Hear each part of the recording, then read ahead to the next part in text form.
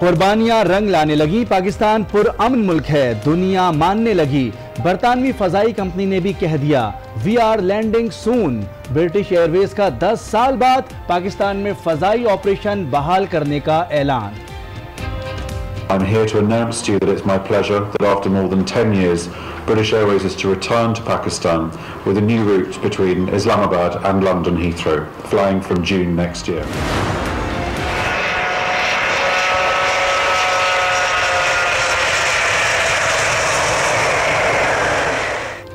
British Airways की पहली परवाज 15 जून 2019 को पाकिस्तान लैंड करेगी। परवाजें न्यू इस्लामाबाद एयरपोर्ट से हीथ्रो के लिए ऑपरेट होंगी। हफ्ते में 3 फ्लाइट्स चलेंगी। 2 तरफा टिकट 499 पाउंड होगा। बोइंग 787 ड्रीम लाइन तैयारे इस्तेमाल होंगे। टिकट बुकिंग का आगाज भी कर दिया गया।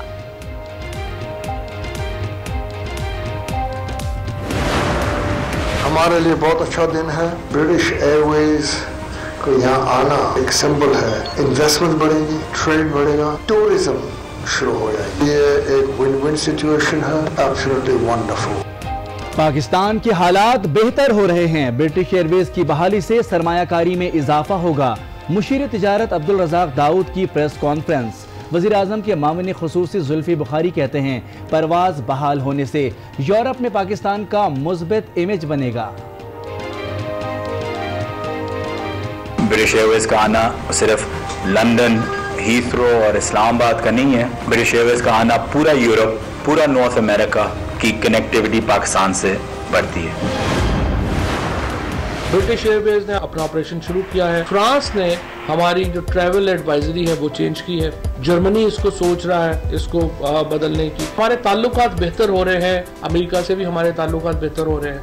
इस वक्त ये है कि हमारी एक इंटरनेशनल परसेप्शन बेहतर हो रही है। बरतानिया के तैयारे ही नहीं, यूरोप से सयाह भी पाकिस्तान आएंगे। वज़ीर इत्तलात फवाद चौधरी कहते हैं, फ्रांस ने अपनी सफरी एडवाइजरी तब्दील कर दी है। जर्मनी भी सोच रहा है। वज़ीर इत्तलात पंजाब फयाजुल हसन चौहान ने ब्रिटिश एयरवेज की पाकिस्तान वापसी को हुकूमती इक़दामात से जोड़ दिया।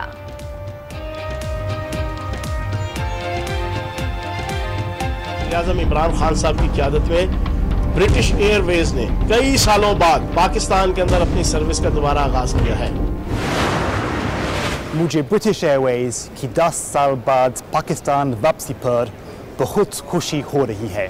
पाकिस्तान में अमन और अमान की सूरत हाल बेहतर हो गई है। पाकिस्तान में सिक्योरिटी सूरत हाल बेहतर हो रही है। ब्रिटिश एयरवेज की पाकिस्तान में परवाजों की बहाली पर खुश हूँ। बरतानवी हाई कमिश्नर थॉमस ड्रू का पैगाम। पाक फौज का भी इजहार तशक्कुर। DGISPR ने ट्वीट किया, हमें आगे जाना है। पाकिस्तान में सफरी सहूलत में आसानी पर लंदन के अवाम का इजहार मुसर्रत। बहुत खुशाइंद बात है। इससे पाकिस्तान में लोगों के लिए आसानी होगी कि किराए कंपटीशन में कम होंगे। बहुत अच्छा हो गया कि हम पाकिस्तान जा रही है। साडे लिए असी जा सकते हैं गुरुद्वारे दर्शन करने। पाकिस्तान हमेशा के लिए बदलने वाला है। वज़ीर आज़म इमरान खान का पाकिस्तान को हकीकी फलाही रियासत बनाने का अज़्म। DG खान से ताल्लुक़ रखने वाले अरकान कौमी असम्बली से मुलाकात में वज़ीर आज़म ने कहा कि निचले तबके को ऊपर लाया जाए। जनूबी पंजाब को तरक्की याफ्ता बनाने का अज़्म कर रखा है।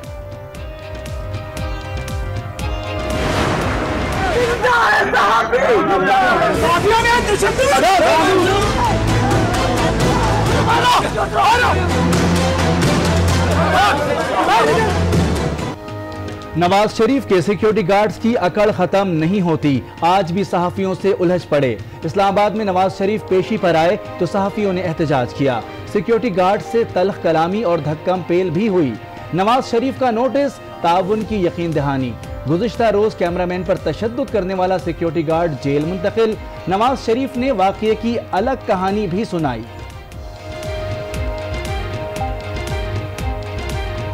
किसी को रास्ते से हटाने का तरीका नहीं, मुझे नहीं अच्छा लगा। मुझे बड़ा इसका दुख है। मेरे दुख का भी आप इज़हार करें और मेरा ये पैगाम आप मीडिया तक पहुँचाएं। मुफाहिमत के सियासतदान मुसलसल तनकीदी बयान देने लगे। खुर्शीद शाह कहते हैं, हुकूमत गिराने के लिए आसिफ जरदारी या शहबाज शरीफ को कुछ करने की जरूरत नहीं, हुकूमत खुद गिर रही है। रहनुमा पीपल्स पार्टी ने हुकूमत को इत्तेहादियों का खौफ दिला दिया।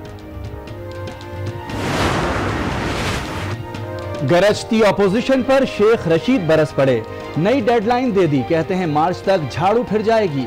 नवाज शरीफ मरियम नवाज के लिए एनआरओ मांग रहे हैं, मगर जरदारी को बिलावल से कोई दिलचस्पी नहीं। वजीर कानून फारूक नसीम ने अपोजिशन को इम्तिहान में डाल दिया, ऑर्डिनेंस के जरिए कानून साजी का इंदिया दे दिया। कहते हैं कानून साजी में हुकूमत का साथ ना दिया तो अवाम दोस्त कवानीन को ऑर्डिनेंस के जरिए नाफिज करेंगे, फिर अपोजिशन अरकान अवाम के सामने खुद बेनकाब हो जाएंगे।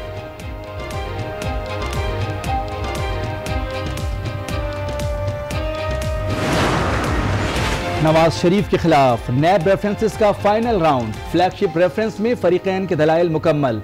साबिक वज़ीर आज़म के वकील ख्वाजा हारिस नैब प्रोसिक्यूटर के दलाइल पर कल जवाबुल जवाब देंगे।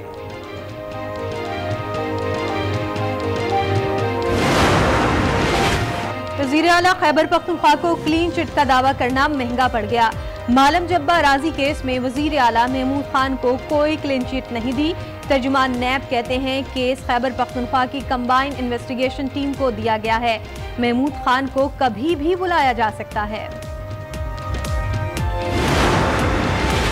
मरी में सयाह फैमिली पर तशद्दुद का मरकजी मुलजिम भी पुलिस के हाथ लग गया। रावलपिंडी पुलिस की स्पेशल टीम ने गिरफ्तार कर लिया। मरी में रश वाले मकामात पर इजाफी नफरी तैनात, डॉल्फिन फोर्स भी ड्यूटी देगी।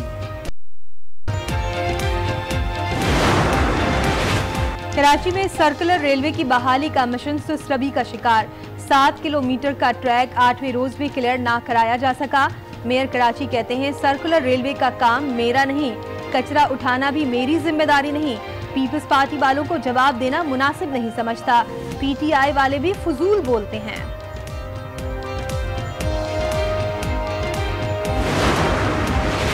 भारत का जुल्म है कि थमता ही नहीं। मकबूजा कश्मीर में काबिज भारतीय फौज की दहशतगर्दी के खिलाफ चौथे रोज भी हड़ताल। तालीमी इदारा we are landing soon. British Airways का 10 साल बाद पाकिस्तान में फिर से अपना फिजाई ऑपरेशन शुरू करने का ऐलान। ब्रिटिश एयरवेज का पाकिस्तान में फिजाई ऑपरेशन आइंदा साल जून में शुरू होगा। परवाजें इस्लामाबाद से हीथ्रो एयरपोर्ट के लिए चलाई जाएंगी और इनका 2 तरफा टिकट 499 पाउंड होगा, जिसके लिए बुकिंग का आगाज भी कर दिया गया है। मुझे ब्रिटिश एयरवेज की 10 साल बाद पाकिस्तान वापसी पर बहुत खुशी हो रही है।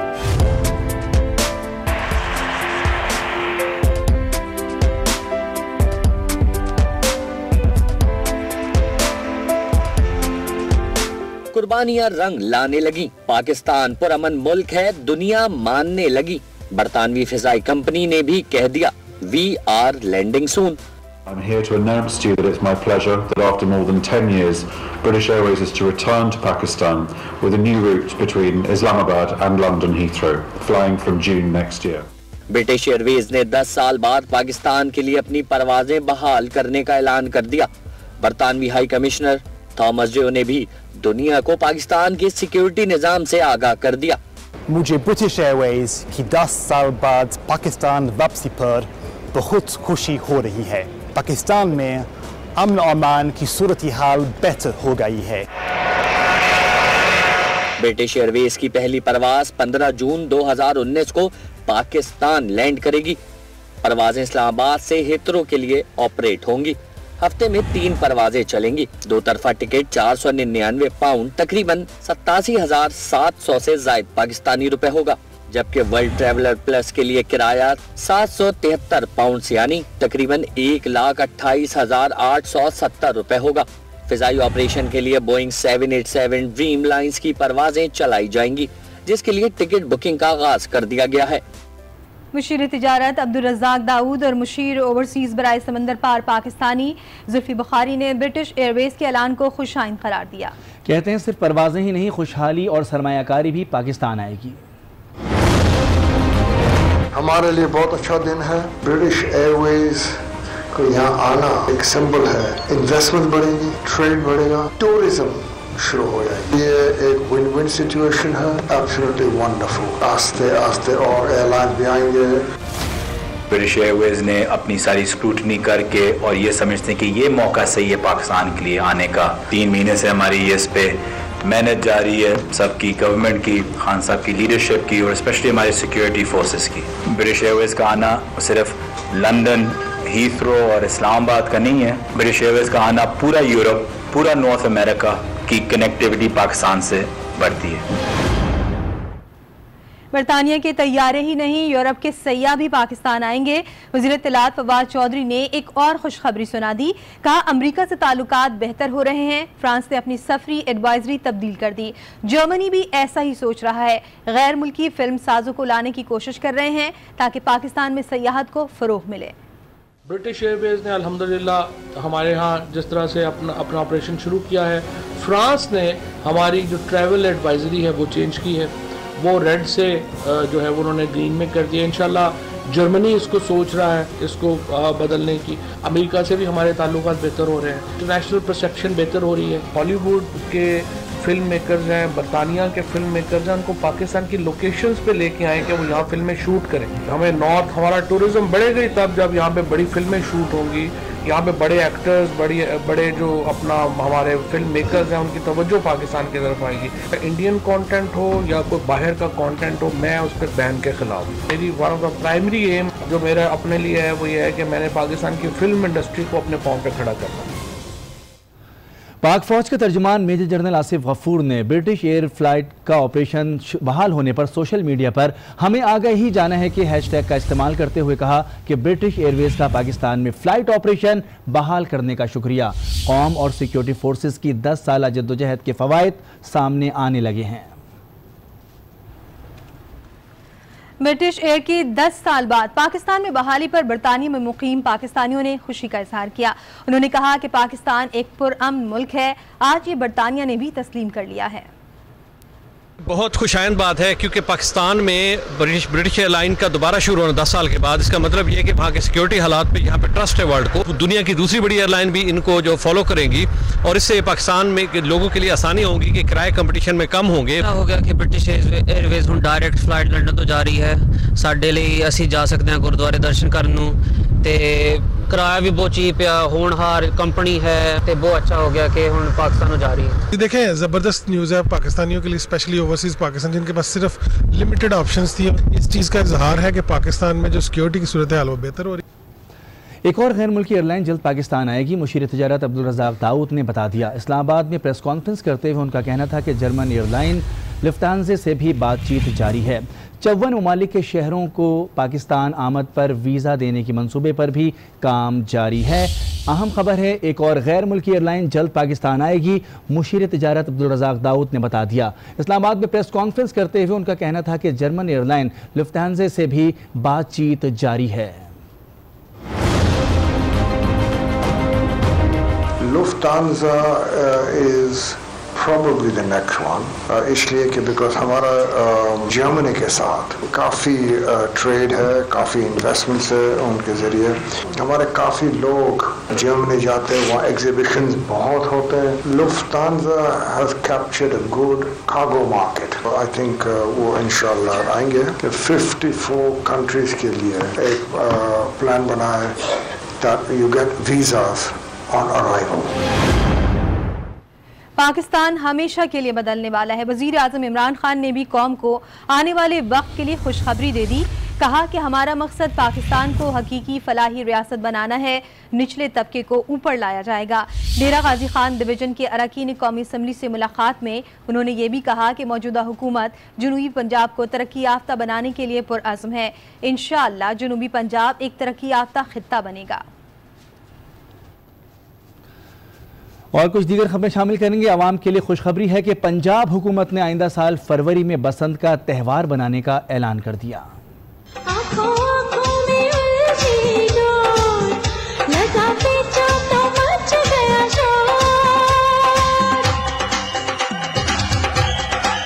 लाहौर की छतों पर होगा शोर, लगेगा फिर बोकाटा का जोर। कि दिल हुआ बोकाटा, कि दिल हुआ बोकाटा।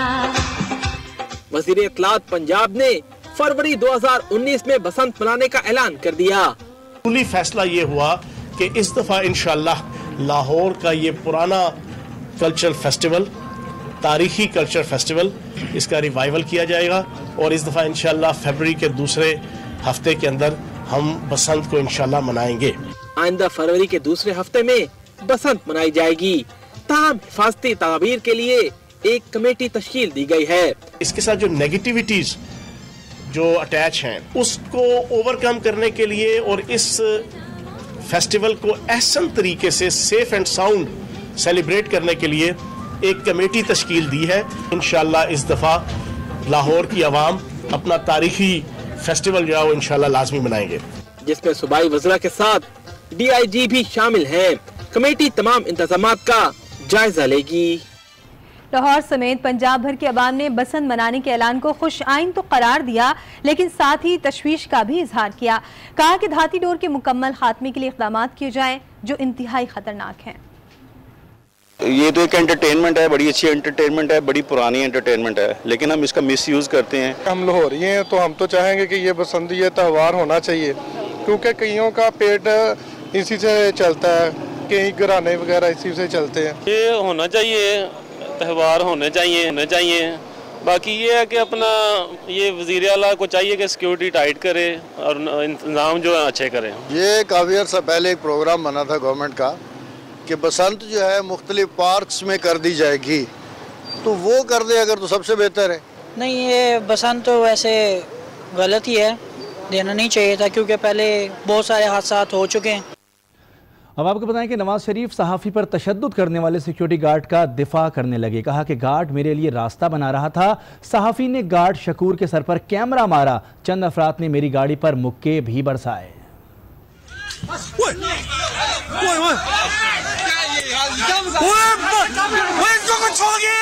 शर्मसारी, ना माजरत, बल्कि उल्टा चोर कोतवाल को डांटे। साबिक वजीर आजम नवाज शरीफ सहाफी पर तशद्दुद करने वाले कसूरवार गार्ड की तरफदारी करने लगे।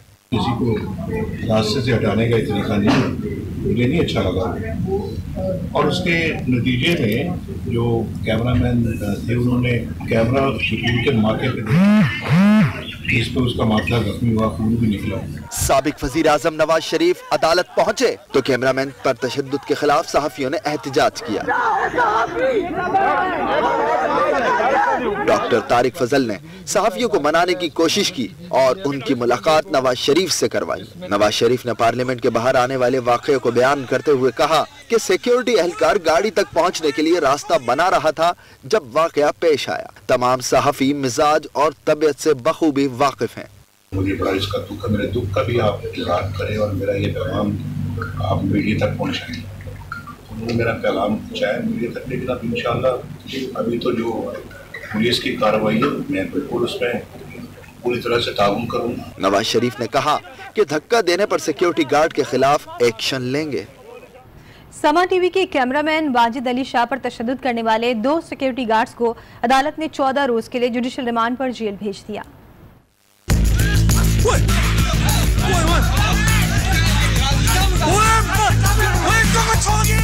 समा के कैमरामैन पर तशद्दुद, गिरफ्तार 2 गार्ड्स को जेल भेज दिया गया। मुकदमे में 3 सिक्योरिटी गार्ड्स नामजद किए गए, एक फरार है, जबकि गिरफ्तार 2 गार्ड्स को जुडिशल मजिस्ट्रेट अदालत लाया गया। गिरफ्तार गार्ड्स मोहसिन और मुंसिफ को 14 रोजा जुडिशल रिमांड पर अडियाला जेल भेज दिया।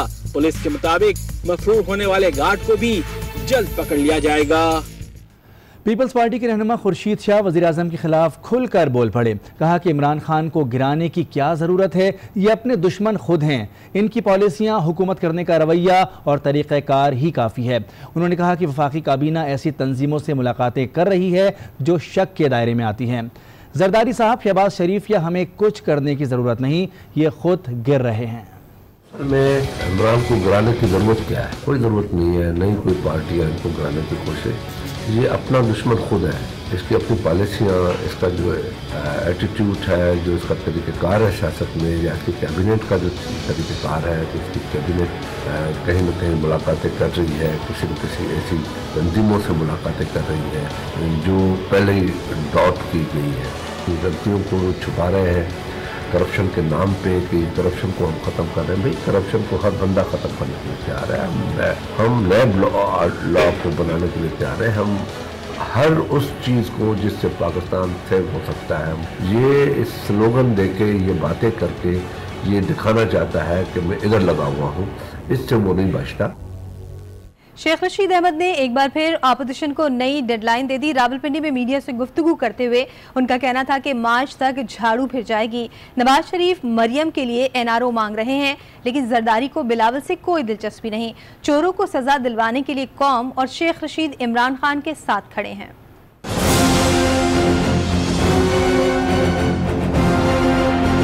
इन्होंने अगली नस्ल का भी सत्यानाश कर दिया सियासत का।